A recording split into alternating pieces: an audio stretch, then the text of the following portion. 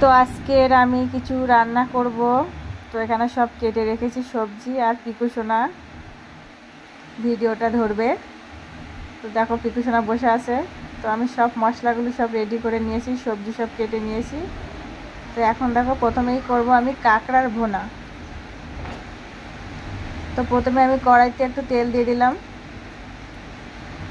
দিয়ে এবার আমি ফোড়নে দেব একটা শুকনো লঙ্কা, দুটো তেজপাতা, 4টে এলাচ, দারচিনি, লবঙ্গ। আমি এটা ফোড়নে দিয়ে দেব।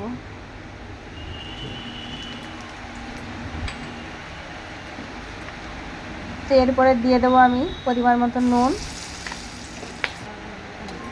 তারপরে 2 চামচ পেঁয়াজ বাটা দিয়ে দেবো।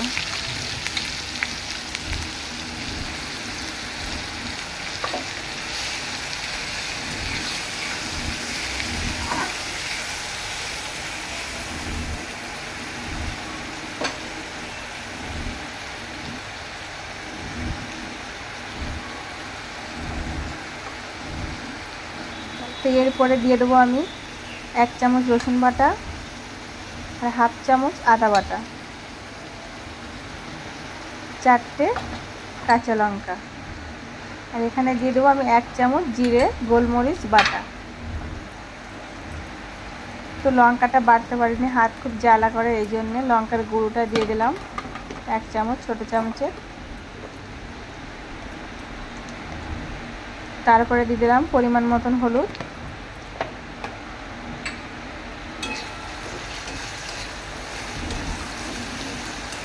মশলাটাকে আমি ভালো করে কষিয়ে নিয়ে একটু জল দিচ্ছি। এই দেখো মশলাটা কষানো হয়ে গেছে। তারপরে আমি কাঁকড়াগুলো দিয়ে দিচ্ছি। কাঁকড়াগুলো আমি ভালো করে ধুয়ে লেবুর রস দিয়ে রেখেছিলাম। এই দেখো কাঁচা আমি কাঁকড়াগুলো দিয়ে দিয়েছি। দিয়ে আমি এটাকে আঁচ কমিয়ে কমিয়ে রান্না করবো। এখানে আমার ভাত হয়ে গেছে, তো আমি ভাতের মাড় ঝরাবো। তো এটা আমার বাবা বানিয়ে দিয়েছে ভাতের মাড় ঝরানোর জন্য। আমি গামলায় পারি না, তো এই জন্যে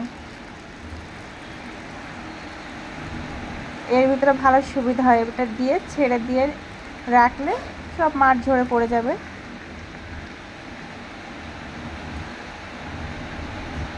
এই দেখো এরকম রেখে দিয়েছি, সব মাছ ঝরে পড়ে যাবে।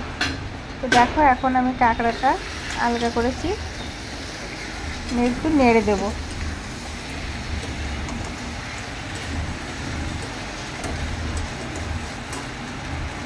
আমি আবারও কাঁকড়াটাকে ঢেকে দেবো 5-6 মিনিটের জন্য। তো এদিকে আরেকটা কড়াই বসিয়ে দিয়েছি, ভেন্ডি আলু করব। তো কাঁকড়াগুলো আমি শুধু ভোনা করছি, আর কাঁকড়ার যে ঠ্যাংগুলো ছিল ওইগুলো দিয়ে আমি ভেন্ডির একটা তরকারি বানিয়ে নেব।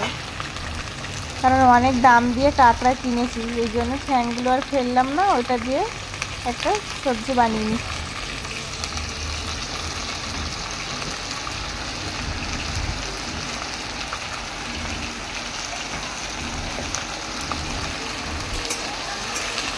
তো পিকু আজকে আমার ক্যামেরাম্যান।